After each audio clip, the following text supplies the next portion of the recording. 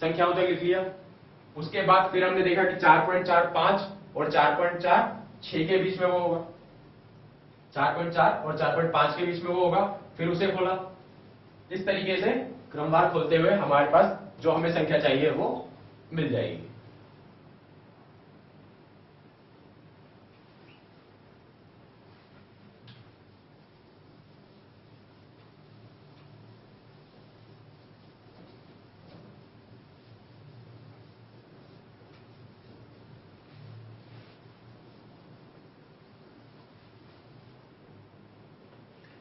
अब हम देखते हैं परिमेयकरण। परिमेयकरण अंकगणित के साथ, अंकगणित और बीजगणित और भी अदर अन्य जितनी भी गणित की शाखाएं वहां पर हमें बहुत ज्यादा काम आता है। तो ये परिमेयकरण है क्या? परिमेयकरण इस्तेमाल किया जाता है ऐसी जगह पर जब हमें अंडर रूट हर में आ जाए। जब भी कोई चीज बटे में लिखी हुई हो और हर में हमारे पास अंडर रूट में वो चीज आ जाती है, तो हम यह माना जाता है कि कभी भी हर में अंडर रूट जैसी चीज नहीं लेनी चाहिए। तो ये कोई गलत है नहीं, लेकिन हम ऐसा माना जाता है कि अंडर रूट को कभी हर में ना रखा जाए। अगर अंडर रूट को हर में ना रखना है, इसके लिए हम परिमेयकरण का इस्तेमाल करते हैं। परिमेयकरण किस तरीके से किया जाता है?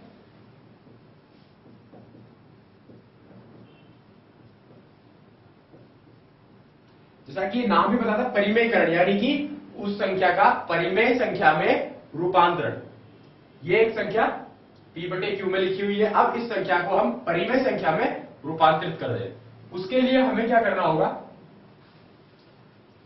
मान लें कि 1 बटे under root 3 minus under root 2 हमें दिया हुआ है।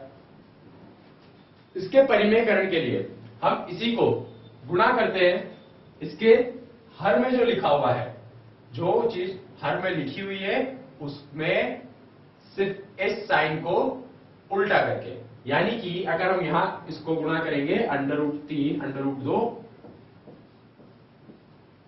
हर की संख्या को ऐसा कैसा लिख लिया जाए। उसके बाद जो भी साइन यहां दिया हुआ है, अगर यहां माइनस दिया हुआ है तो हम यहां लगाएंगे प्लस, अगर यहां प्लस दिया हुआ है तो हम लोग लगाएंगे वहां माइनस।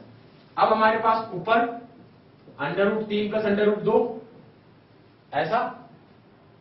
फिर हम यहां देखें तो a माइनस बी गुणा a प्लस बी हमारे पास बचता है। तो under root 3 minus under root 2 गुणा under root 3 plus under root 2 के हिसाब से अंडर रूट 3 का स्क्वायर माइनस अंडर रूट 2 का स्क्वायर, यानी कि 3 माइनस 2 1। तो हमारे पास बची एक परिमेय संख्या under root 3 plus under root 2।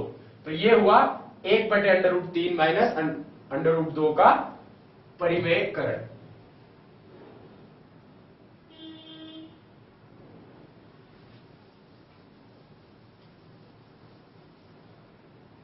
अगर हमें परिमेयकरण करना है 1 बटे अंडर रूट 2 का, अगर कोई साइन है ही बीच में, कुछ भी नहीं है, तो हम केवल हर वाली संख्या से इसको गुणा और भाग दे दें, तो इसका परिमेयकरण हमारे पास आ जाएगा अंडर रूट 2 बटे 2।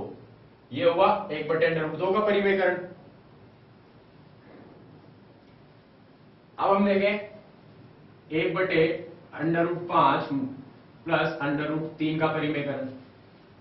अगर 1 बटे under root 5 plus under root 3 का परिमेयकरण करना है तो हर में लिखा हुआ है अंडर रूट 5 और अंडर रूट 3, तो हम इसको गुणा और भाग करेंगे under root 5 under root 3 under root 5 under root 3।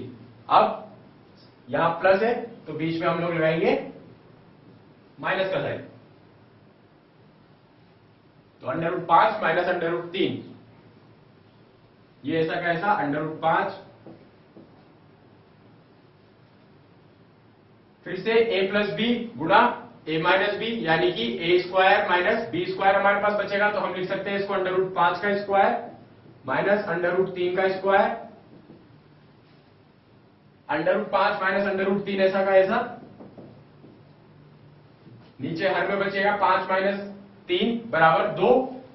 यह हुआ 1 बटे under root 5 plus under root 3 का परिमेयकरण।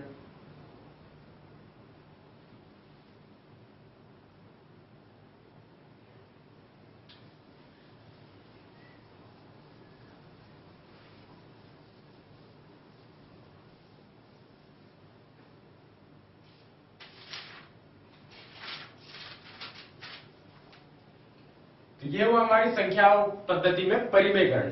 अब और हम संख्याओं में क्या इस्तेमाल करते हैं, हमें अंकगणित या बीजगणित में और क्या चीजें काम आती है, उनमें सबसे इंपॉर्टेंट एक और चीज है, वो है घातांकों के नियम।